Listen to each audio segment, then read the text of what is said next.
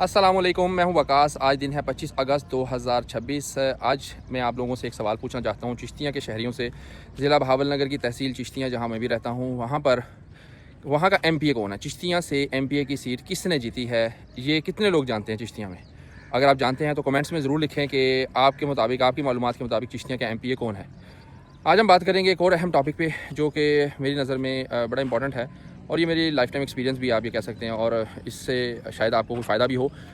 बात यह है कि बहुत सारे लोग ये देखते हैं कि डेवलप कंट्रीज़ में लोग बहुत तरक्की करते हैं, यानी कि जो बाहर के ममालिक हैं, अमेरिका, बरतानिया, कनाडा, ऑस्ट्रेलिया या जो भी बाहर के जर्मनी वगैरह, यहाँ के लोग नई नई चीज़ें इनोवेट करते हैं। जिस तरह के आप देखते हैं अमेरिका में एक सिलिकॉन वैली है, वहाँ पर न्यू न्यू इनोवेशन होती है। डेफिनेटली पूरी दुनिया से टैलेंट वहाँ जाता है, लेकिन वहाँ का अपना एक स्ट्रक्चर है जो उसको प्रमोट करता है टैलेंट को ग्रो करने के लिए, और उनका अपना भी एक्सपोजर है जो उसमें शामिल होता है, और उसके बाद बाहर से लोग आके मिलते हैं और वो मल्टीप्लाई कर जाता है उस ग्रोथ के अंदर।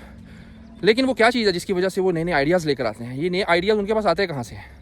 आपने देखा होगा कि आज तक हम बरसगीर की हिस्ट्री पढ़ते आए हैं कि जो बरतानिया से लोग थे वो यहाँ पर आए तजारत की गर्ज से और फिर यहाँ पर कब्ज़ा जमा लिया, और आगे हम सबको पता है।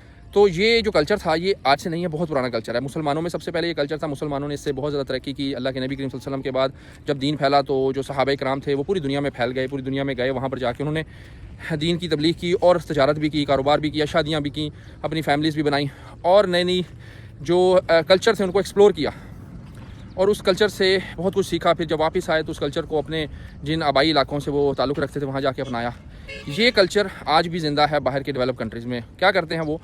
चूँकि मैं बाहर रहा हूँ काफ़ी अर्सा, तो मैं आपको बता सकता हूँ कि वो 15-16 साल की उम्र से ट्रैवल करना शुरू कर देते हैं। बहुत ज़्यादा ट्रैवल करते हैं, नेशनली भी इंटरनेशनली भी बहुत ज़्यादा ट्रैवल करते हैं।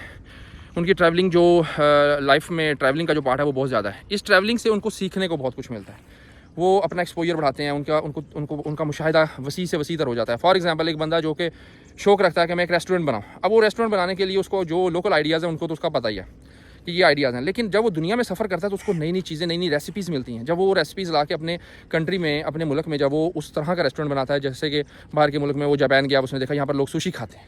अब मे बी अमेरिका, ऑस्ट्रेलिया में सुशी का कोई कॉन्सेप्ट ना हो। वो इटली गया, वहाँ पर देखा उसने लोगों पिज़्ज़ा खाते हैं। अमेरिका या बाहर जिस मुल्क से भी वो आया वहाँ पर पिज़्ज़े का कोई कॉन्सेप्ट नहीं था, लेकिन जब उसने वहाँ जाकर उस चीज़ को देखा, उस रेसिपी को सीखा और अपने कंट्री में आके इंप्लीमेंट किया तो लोगों के लिए नई चीज़ थी। तो इस तरह वो अपने कारोबार को भी एक्सपेंड कर सका, उसको मतलब उसके अंदर एक जिद्दत ला सका, न्यू आइडियाज़ लेकर आ सका। सेम चीज़ ये आईटी में भी इम्प्लीमेंट होती है, सेम चीज़ हर शोबे में होती है। जब आप ट्रैवल करते हैं तो आप सीखते हैं। तो इसके साथ साथ एक आखिरी बात अपने दोस्तों को ये बताता जाऊँ कि हमारे एक दोस्त थे, उन्होंने अपने एक आगे दोस्त को एक तोहफ़ा दिया, उसके ख़ास कोई मौके पे, बर्थडे पे, व्हाटएवर, एक बुक दी, की टू सक्सेस। तो उसने कहा यार लोग परफ्यूम लाते हैं, कुछ सूट लेकर आते हैं, जूते लेकर आते हैं, तुम बुक ले आए।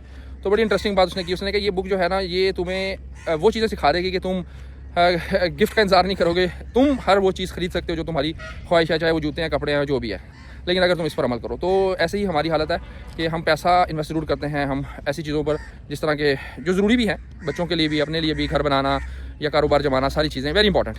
लेकिन मैं समझता हूँ कि थोड़ा सा हिस्सा उसका हमें इस पर भी खर्च करना चाहिए कि बच्चों को दुनिया फिरने का मौका दें और उन्हें बताएं कि जब आप जाएंगे तो आप कुछ सीखेंगे और ये इन्वेस्टमेंट कभी भी ज़ाया नहीं जाती। उम्मीद है आज की ये वीडियो आपको पसंद आई होगी। इंशाल्लाह मिलते हैं फिर। अल्लाह हाफ़िज़।